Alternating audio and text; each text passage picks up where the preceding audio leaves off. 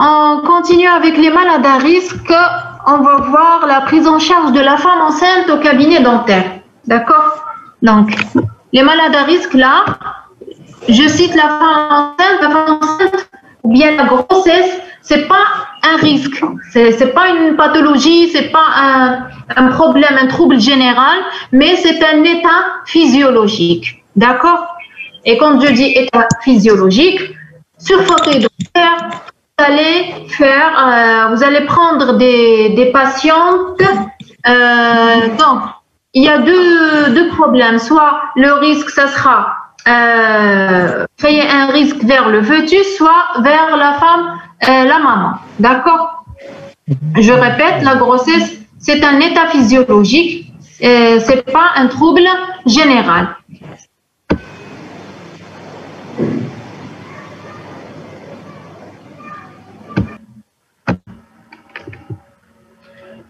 Alors, quelle est la période favorable aux interventions stomatologiques chez la femme enceinte? Donc, ici, le problème, c'est au cours de... Donc, vous savez que la grossesse, normalement, la durée normale et moyenne, elle est de 9 mois. Le problème est posé pendant le premier trimestre et le dernier trimestre. Le premier, ça sera, si vous voulez, c'est la phase de l'organogénèse. C'est la formation des différents organes du fœtus. Et le risque, il existe deux risques. Donc, c'est le risque tératogène vers le fœtus ou bien risque de, si vous voulez, à partir de, on peut, par exemple, si on prescrit un traitement médicamenteux en cours de formation des organes chez le fœtus, ce traitement peut être néfaste par rapport à la formation des organes. Et à partir de là, l'enfant, donc, il peut avoir des pathologies qui sont en rapport comme des malformations congénitales. Et le risque d'avortement. Donc, cette période, la grossesse est fragile. Donc, c'est la raison pour laquelle il faut prendre certaines précautions pour éviter le risque d'avortement. Et pendant le troisième trimestre, ça sera le risque d'hypotension. Pourquoi? Parce que vu le volume du ventre qui prend le fœtus, vu la compression, si vous voulez, du fœtus de la veine cave de la maman, par compression donc de la veine cave, il peut y avoir un problème d'hypotension chez la maman et le risque d'accouchement prématuré. Donc, on va voir, si vous voulez, quels sont les gestes ou bien les actes qui peuvent être en rapport avec ces risques et comment les prévenir. Donc, seuls les traitements d'urgence seront indiqués pendant cette période. D'accord? Vous recevez une femme enceinte qui nécessite par exemple le drainage d'une cellulite d'origine dentaire, il faut traiter, d'accord? Il faut traiter. Sinon, ça sera la vie de la maman qui sera en danger. Et là, pour faire, si vous voulez, le rapport, il faut toujours prendre en considération et en premier lieu la maman, d'accord? Vaut mieux sacrifier la vie d'un fœtus qui n'est pas encore né par rapport à la vie d'un être humain qui est déjà vivant. Par contre, prendre en charge une patiente pour faire une simple extraction, là, je pense que c'est devenu possible à condition, il faut préparer toutes les conditions. On va commencer. Alors, donc la période, si vous voulez, favorable, ça sera le deuxième trimestre, à partir du 4e mois on peut dire jusqu'au 7e mois. C'est la fin. Le deuxième trimestre, c'est la fin du premier trimestre ou bien de l'organogénèse et la maman, pendant cette phase, elle est dans les meilleures conditions. Et tous les soins peuvent être possibles durant cette période. Premièrement, il faut expliquer la position de la patiente sur le fauteuil dentaire. Il faut donc une position assise prolongée ou en décubitus dorsal. Elle va entraîner une augmentation du volume de l'utérus, ce qui comprime la veine cave inférieure contre le plan vertébral lombaire. Et ceci va diminuer le débit cardiaque, le débit sanguin, donc la venue de, si vous voulez, du sang vers le cœur, et ceci va donner une hypotension. C'est pour ça, pendant le 3e trimestre, vu que le fœtus prend un volume, si vous voulez, maximal, il peut y avoir la compression de la veine cave et on voit souvent donc des mamans ou bien des femmes enceintes qui font des hypotensions à répétition pendant cette période. Donc, sur fauteuil dentaire, il faut éviter cette position, soit la position assise prolongée ou bien en décubitus dorsal, ce qui va compliquer vers l'état syncopal. D'accord? Voilà, donc les deux positions qui sont à éviter. Là, c'est la position assise et là, c'est la position en décubitus dorsal. La meilleure position pour éviter le risque d'hypotension et de syncope, ça sera une préparation psychologique, c'est pour éviter le stress, parce que n'importe quel patient, même sain, normal, il peut faire, à cause du stress, il peut faire un malaise, d'accord, et une hypotension. Une position, donc la meilleure position, ce sera la semi-assise. Donc, réaliser un angle de fauteuil de 140 degrés, ou appelé aussi la position semi-oblique, avec mise en place d'un coussin sous la hanche droite. Pourquoi? C'est pour éviter la compression de la veine cave. Si la maman fait, la patiente fait une hypotension, là, il faut mettre en position latérale de sécurité, d'accord, avec un ballon d'oxygène. Et là, c'est la position semi-assise ou, si vous voulez, la position idéale pour faire un soin dentaire. Et aussi, il faut éviter des soins ou bien des séances de longue durée, d'accord? Pas plus de 20 minutes. Par rapport à la radiographie, ici, donc, alors, pour la radiographie, toute normalement patientée. Alors, la radiographie, donc vous savez que les rayons qu'on délivrés à partir d'une radio endobuccale ou bien, si vous voulez, maxillaire, elle est minime par rapport aux autres incidences radiographiques, par rapport au scanner et par rapport aux autres. En plus, la position, donc le bassin, si vous voulez, ou bien le ventre, le bassin, il est plus bas par rapport à la cavité buccale, par rapport à la direction de rayonnement. Et pour cela, donc, c'est pas contre-indiqué de prendre une radio chez une femme enceinte. Mais de préférence, il faut toujours protéger le bassin par un tablier plombé. D'accord?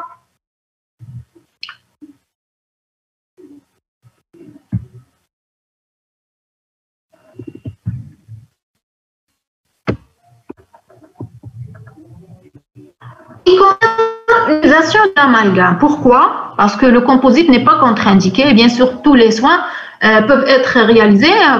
Uniquement, on va parler de l'amalgame. Ici, il n'y a pas de contre-indication, c'est surtout pendant la pause. Mais par contre, il faut limiter l'utilisation de l'amalgame parce qu'actuellement, il y a plusieurs, avec la technologie, il y a plusieurs, si vous voulez, formes de composites. Il y a plusieurs générations de composites. L'idéal, c'est de mettre un composite. Par contre, si c'est pas possible, on peut mettre l'amalgame. À condition de travailler, il faut travailler avec la DIC. Et le problème de l'amalgame, beaucoup plus, c'est au cours de sa dépose. Ça veut dire si vous voulez désobturer.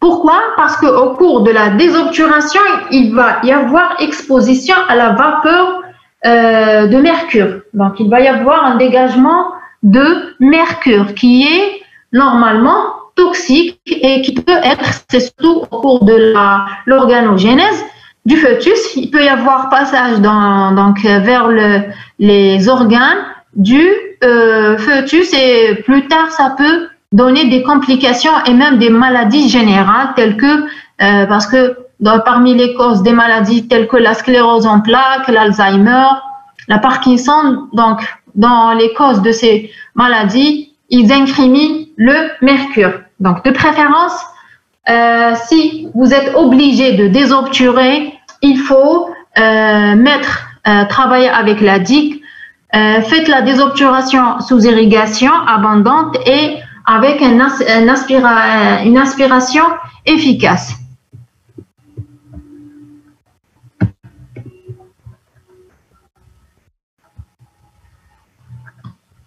Par rapport maintenant aux produits anesthésiques.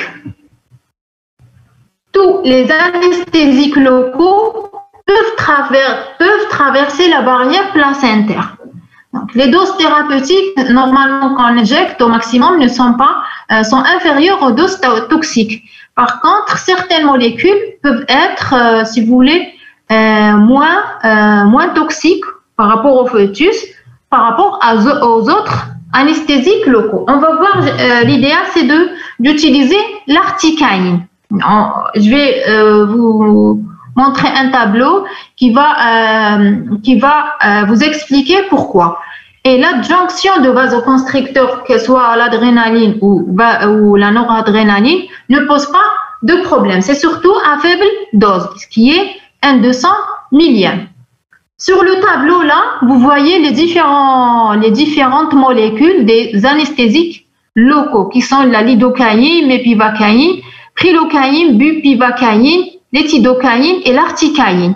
Vous remarquez donc, selon les colonnes, il y a la fixation aux protéines plasmatiques, il y a le passage placentaire. Donc, vous comparez, si je prends l'articaïne, la fixation aux protéines plasmatiques, elle est de 95%.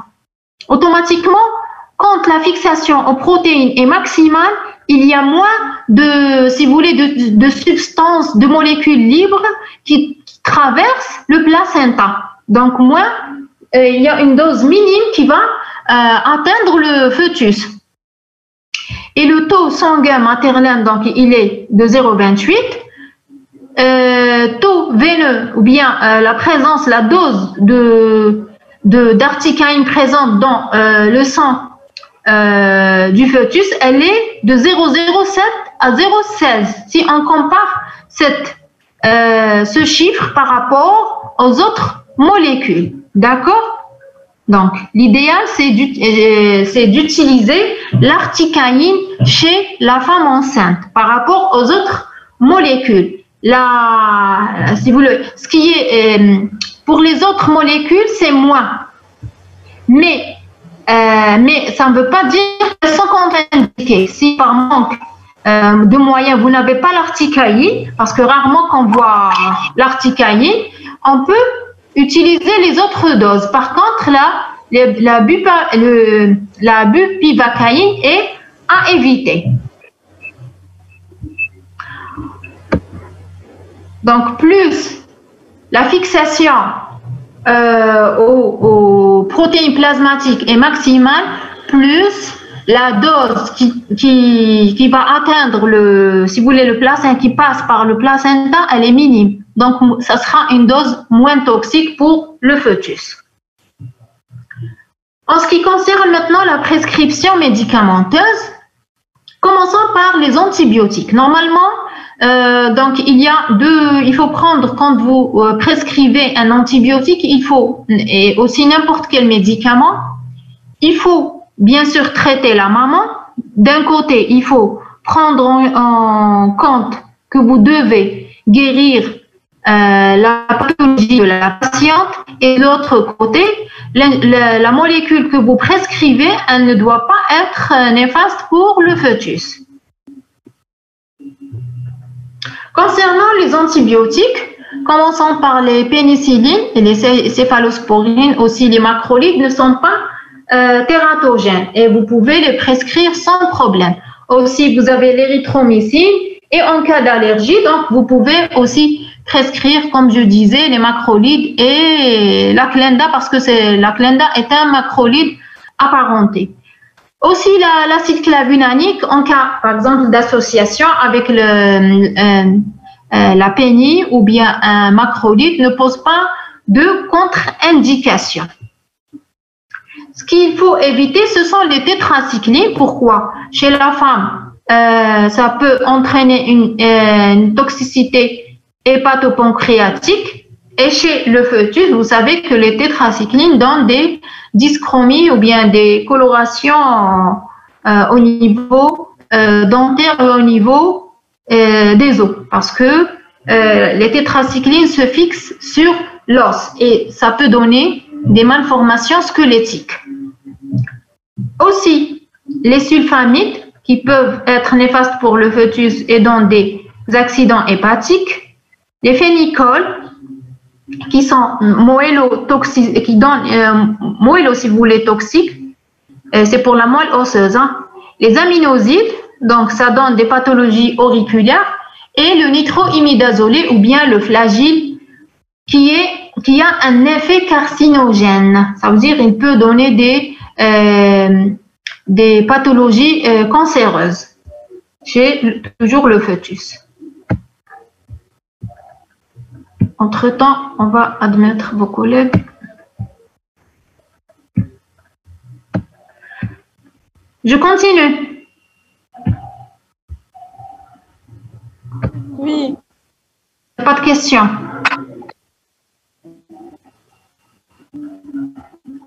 En ce qui concerne les anti-inflammatoires, ils sont tous contre-indiqués, y compris les INS avec les corticoïdes.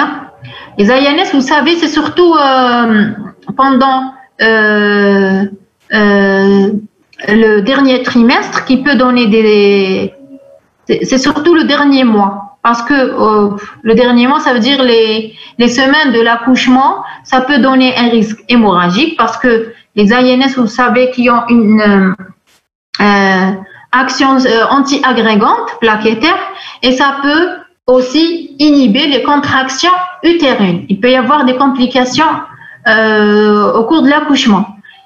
Chez le fœtus, ça donne des problèmes cardiaques, une détresse cardiaque. Les corticoïdes, chez la femme enceinte, parce que la femme enceinte, c'est surtout, il y a le risque de diabète gravidique. Et vous savez que les corticoïdes augmentent la glycémie. C'est pour ça qu'ils peuvent être donc hyperglycémiants pour la patiente et ça peut donner aussi un accouchement prématuré. Chez le fœtus, les corticoïdes modifient donc la structure osseuse et peut donner un retard de croissance.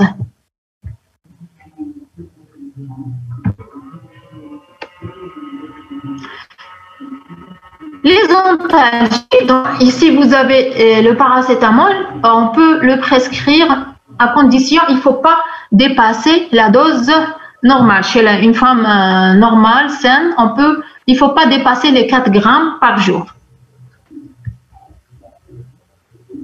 Les antalgiques codéinés, ils donnent une dépression respiratoire chez le fœtus.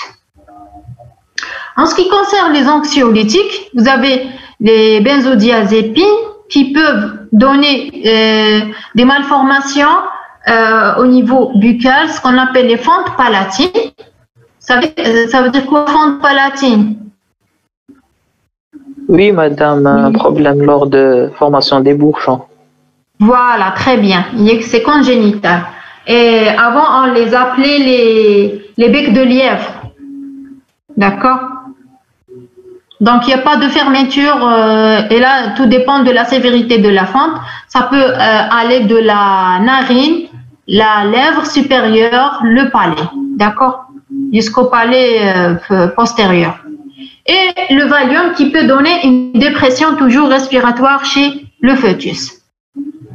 Maintenant, pour tout ce qui est prescription de produits ou bien de substances locales, à voie locale, donc c'est la chlorhexidine, les antifongiques et les corticoïdes toujours, ne sont pas contre-indiqués. Aussi, vous pouvez préconiser une gouttière de fluoruration. Ça veut dire quoi? Vous donnez du fluor sous forme de pâte, bien de gel chez la femme. Pourquoi? Parce que au cours de la grossesse et surtout pendant les premiers mois, il y a le problème de vomissement et au cours de vomissement, donc le pH buccal qui devient acide et les caries seront fréquentes pendant cette période. C'est surtout quand l'hygiène est mauvaise. C'est pour ça des fois on donne des gouttières ou bien une prescription de fluor, bien sûr la voie locale, hein, pas générale. Donc en résumé pour la prescription chez la femme enceinte, concernant les antibiotiques, vous pouvez donner en première intention les bêta-lactamines. On peut, en cas d'allergie, passer au macrolide. Comme antalgique, il y a uniquement le paracétamol. Maintenant, il y a certaines manifestations buccales qui sont caractéristiques de cette période, si vous voulez, pendant cette trouble physiologique. Pourquoi? Parce qu'il y a le sécrétion, il y a les modifications hormonales. Et les deux, si vous voulez, manifestations qui sont fréquentes chez la femme enceinte, c'est la gingivite gravidique, il y a aussi la parodontite gravidique et l'épulis gravidique. D'accord? Alors, pour la gingivite, c'est comme n'importe quelle gingivite d'origine inflammatoire, mais elle est plus accentuée quand l'hygiène de la patiente est mauvaise. D'accord? Il y a une hypertrophie, des saignements, accumulation de plaques, d'artres. Donc, vu le trouble, ce changement est dû au trouble hormonal. Et normalement, avec une bonne hygiène et tout, et ça peut disparaître après l'accouchement. Concernant l'épulis gravidique, qui est une hyperplasie gingivale, donc il y a un accroissement, si vous voulez, comme vous voyez là sur la photo, il y a, c'est une hyperplasie là, et il faut faire la différence entre hyperplasie et hypertrophie. L'hypertrophie, c'est l'augmentation de volume des cellules. Par contre, l'hyperplasie, c'est l'augmentation du nombre des cellules, d'accord, qui est localisée normalement au niveau de la gencive. Et ça, on ne peut pas dire une tumeur, c'est une pseudo-tumeur. D'ailleurs, on les classe dans les tumeurs bénignes de la muqueuse buccale et je pense que vous l'avez vu l'année passée dans le cours des tumeurs bénignes de la muqueuse buccale. Et normalement, avec une bonne hygiène, un bon entretien, cette lésion disparaît après quelques mois après l'accouchement. Sinon, il faut intervenir. Si ça persiste, il faut intervenir. Et c'est la raison pour laquelle il faut, au cours de cette période, normalement, il faut une bonne hygiène, montrer à la maman. Donc, on continue. Alors, donc, pour éviter tout ça, éviter toute complication, si vous voulez, buccale, qui peut gêner la patiente. Donc, pendant la période de la grossesse, il faut la motiver, faire des contrôles périodiques chez la femme, la motiver à l'hygiène buccale, lui montrer les techniques de brossage. S'il y a du tardon, donc faire un assainissement parodontal, c'est pour éviter cette forme de gingivite et l'épulis gravidique. Et on peut aussi améliorer l'état buccal et parodontal avec la prescription de bain de bouche à base de chlorhexidine. Bien sûr, il ne faut pas qui soit à long cours. Il ne faut pas dépasser les 10 jours. D'accord? Si l'épilus persiste ou bien l'hyperplasie gingivale persiste après l'accouchement, on peut faire l'exérèse quelques mois après l'accouchement.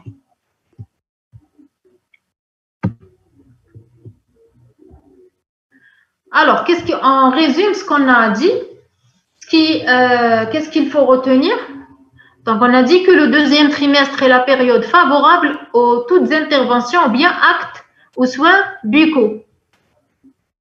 Pour, si vous voulez, éviter les complications syncopales, c'est surtout quand la grossesse augmente ou bien avance, pendant les derniers mois, le fœtus prend un volume, il faut mettre la main en position semi-assise. Il faut mettre le fauteuil donc à 140 degrés. Les examens radiographiques sont limités si vous voulez, il faut pas qu'ils soient systématiques. Et donc, surtout le premier trimestre, si vous êtes obligé de prendre une radio, de préférence, demander au radiologue de protéger le bassin de la maman avec un tablier plombé. L'adjonction de produits anesthésiques, si vous voulez, de vasoconstricteurs ne constitue pas une contre-indication et peuvent être utilisés à faible dose. Et pendant la prescription, les bêta-lactamines en associant avec l'acide clavulanique peuvent être prescrits sans difficulté. Et les antalgiques, donc, il faut éviter les anti-inflammatoires et ce que vous pouvez prescrire uniquement le paracétamol. Et tout soit normalement, reporter tout acte chirurgical, tel que les cas d'épilus, après l'accouchement parce que ce n'est pas une urgence.